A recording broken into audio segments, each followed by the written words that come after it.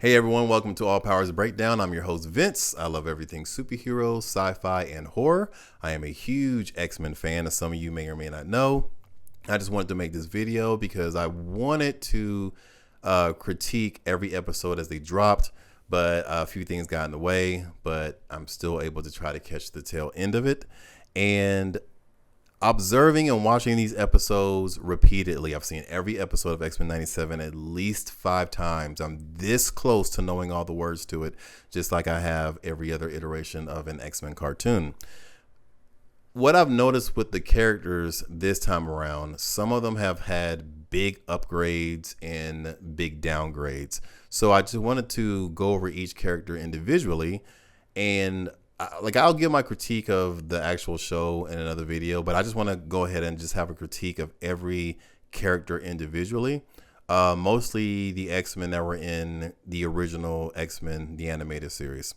So first we're going to start off with, and just disclaimer, I'm making this video before the very last episode airs, which is in about a few hours or so. So if you see me punch in or if there's any hard cuts, just know that this is me upgrading my review after watching the last episode. So first we're going to get on Cyclops.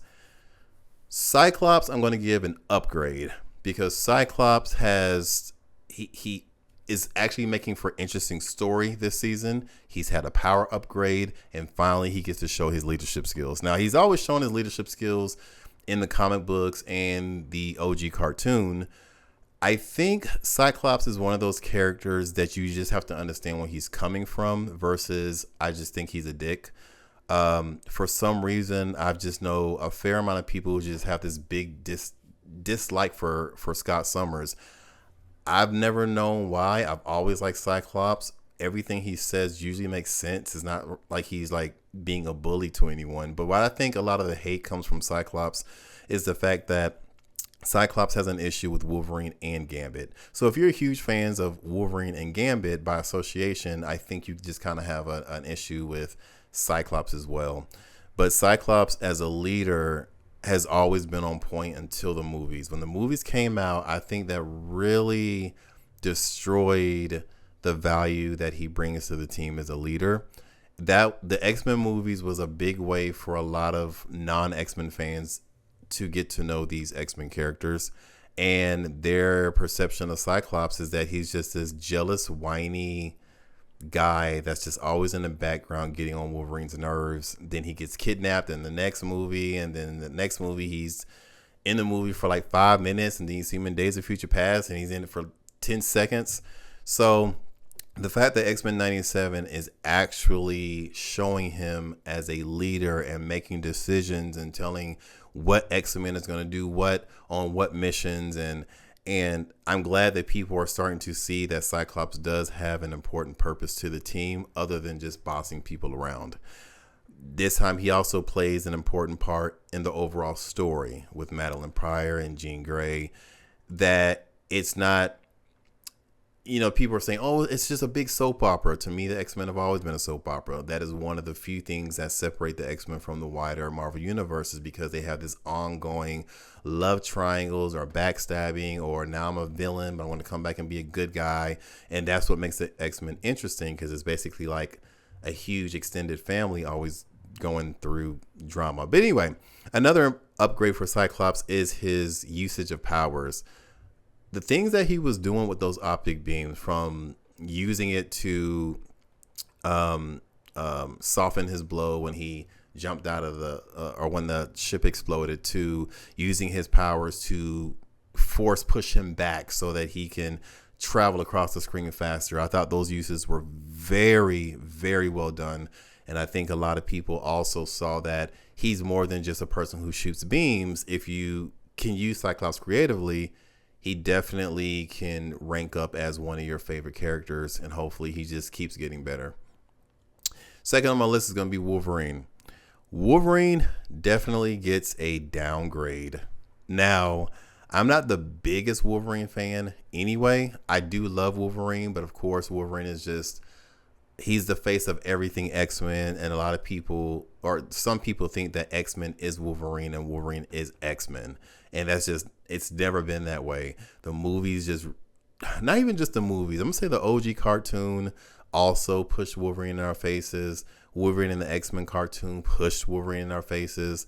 The X-Men get an anime, but Wolverine also gets an anime at the same time. It was too much Wolverine.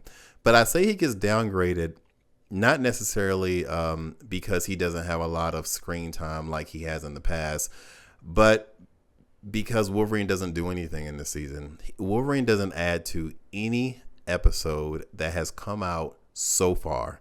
Maybe he's going to do something in the season finale. I don't know. But for right now, Wolverine has not contributed to anything of importance in any episode. And you could have swapped out Wolverine and replaced him with Colossus, and the show would have still made sense.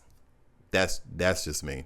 Now, his adamantium did get ripped out of his skeleton, so he's only going to get powerful. So I guarantee you that the next season of X-Men 97, Wolverine's going to have a lot of ish to do. Next on my list is going to be Rogue. I think Rogue got an upgrade. I am so glad that they showed that Rogue has powers like Supergirl or Superman, because I'm like, Captain Marvel is like Superwoman. She can do everything at super speed. And in the OG cartoon, Rogue seemed like she flew a little slower. She picked up items a little slower. And I'm like, shouldn't she move faster than that? And shouldn't she be stronger than that? And they really showed that in this series, is that Rogue is extremely powerful, as she should. And if Rogue is that powerful, I can only imagine how strong Miss Marvel / Captain Marvel, how powerful she actually was. I also thought that Rogue was given more depth this season. Like, Rogue in the OG cartoon did show range, from being very flirtatious to being jealous with the whole Gambit thing to being highly upset depending on who pisses her off. But this season, she actually had loss and heartbreak, and she also was on a revenge streak. We also get to see her be good and bad. Rogue just had a lot on her plate, especially from an acting standpoint. And for that reason, she gets that upgrade. She was never in the background as much as the others. All right, next up will be Storm. Storm gets an upgrade-ish. And the reason why I say ish is because Storm has definitely upgraded on a power level. It's about time that they acknowledge that Storm is an Omega level mutant and is extremely powerful. So powerful that it's like they keep writing her in a way where she needs to be out of the picture. So that's kind of why I'm kind of like upgrade-ish, is because there's no reason for Storm to take so many episodes to come back to the team. Because if Storm was in those other episodes, a lot of those battles would have ended pretty quickly. Especially the final battle with Bastion. She just would have took all those robots out with a hurricane and called it a day. I do like that Magneto even acknowledges that she is one of the more powerful teammates,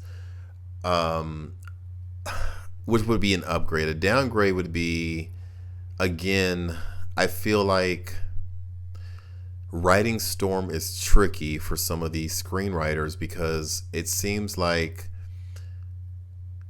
it's something about Storm that is not always being 100% captured like the way she is in the comic books. And I think it's because Storm is kind of a complicated character to write, because Storm can be happy-go-lucky, but she's also very mature and motherly, but also she can be dominant. She could be a leader. She has something to say, but then sometimes she's chill. And I think because she's just not like a set, this is how she acts like a Cyclops would. Like, Cyclops only acts one type of way. Gambit acts one type of way. But Storm is not that kind of a character. She can be a little complicated, which I understand, but they need that writer that says, I'm going to show you guys this season why I love Storm and you should too. So the next person I'm going to get to is Beast. Beast gets a neutral. I'm giving Beast a neutral because there is literally nothing different about Beast at all. Like, he doesn't have any upgrades. He doesn't have any downgrades. He is the same person. I mean, he was doing more acrobatics and showed a little bit more super strength, but that's not enough to make him a definite upgrade. He's neutral. I'd rather take neutral over downgraded. There's nothing to complain about. Beast is still this. It's still the same thing, and we're good on that.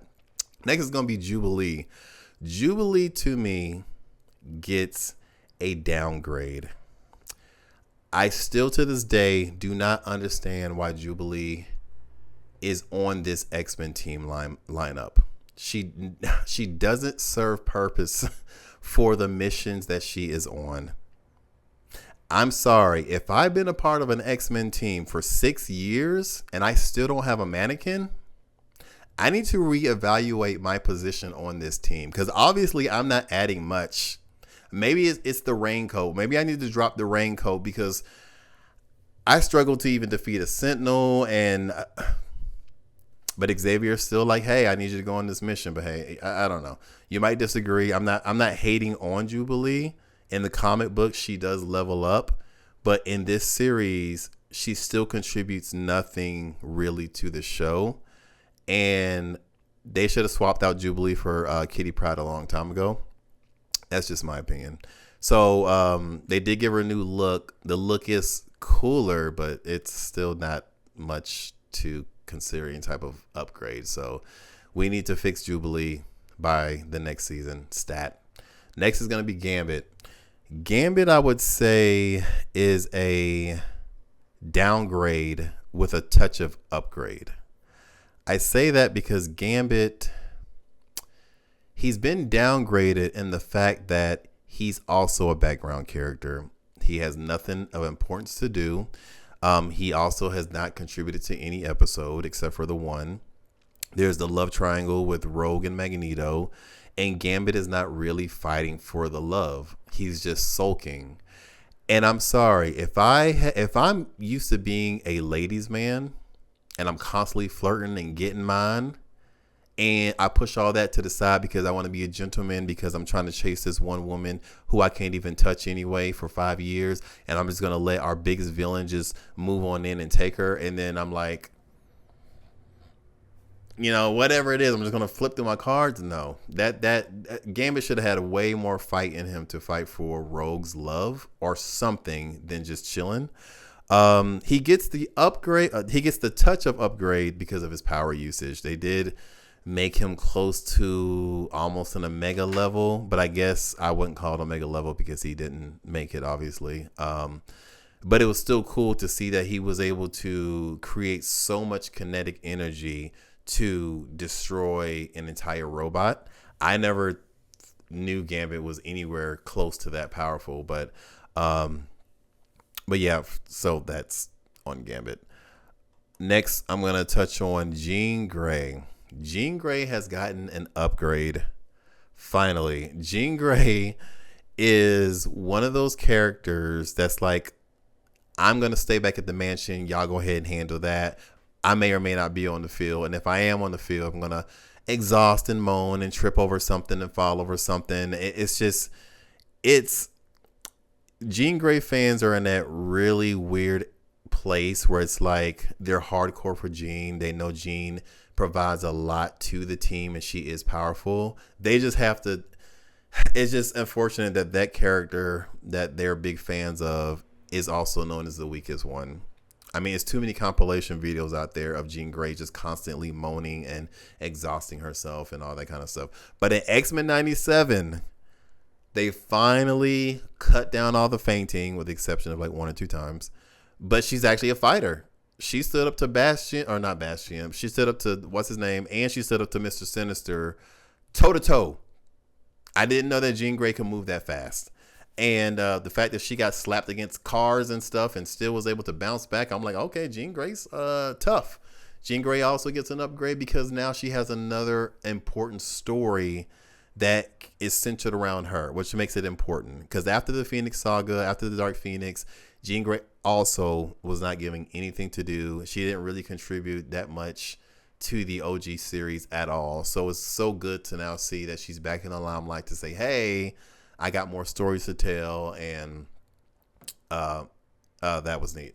So next we're going to go to Magneto. Magneto definitely, I had to think of this one for a second because I'm like, Magneto's always been super powerful, even in the OG series. So does he really get an upgrade in this series? I'm going to say yes. He still gets an upgrade. Number one, Magneto. So Storm is my number one favorite Marvel character of all time. Magneto is my second. So one thing I do love, especially with the OG series, is that when Magneto shows up, he always has something important to do. He doesn't just show up and says, I'm going to attack whatever, you got to stop me, see you next time. And then we see him 3 episodes later. No, Magneto always showed up with a purpose. He has some of the best lines and quotes from that show. It's only the X-Men movies where Magneto was becoming really like, what are we doing? You have no reason to be in any of these movies outside of the first one. Maybe the third one, kind of, but the overuse of Magneto is just really tarnished the, oh my gosh, Magneto again. So I'm glad that they were able to still keep him fresh and new designs. He did have a slight power upgrade when he was able to shut down all the, basically across the whole globe, shut down the robots. But that's a powerful thing for him to do. But if you can sit up here and raise an island out of the ocean, flip it on its other end, and then call it another island for you to do all your stuff, that's pretty powerful in its own. So he's already at Omega level. He can't get more stronger, I don't think. But he still will get an upgrade in that regard. And the last X-Men I'm going to talk about today is Morph. Morph gets the biggest upgrade in the entire season out of everyone. I didn't even know Morph could even do those things. I knew in the old series he could change into animals and retain that animal's strength. But I didn't know he was able to copy other mutants' powers. So some people online are saying, yeah, he can copy their powers, but only for a few seconds. But still, even if it's for a few seconds or it's for 30 minutes, that still has to make him very powerful. I don't know why he would even need to be on the X-Men, considering he could do that. And now I don't understand. I mean, I know Mr. Sinister tinkered with Morph after he died, so who knows? Mr. Sinister could have upgraded him. I don't know. But I know that if I had the powers of Quicksilver and Juggernaut and Colossus and Magic, I'm unstoppable. I mean, you can't.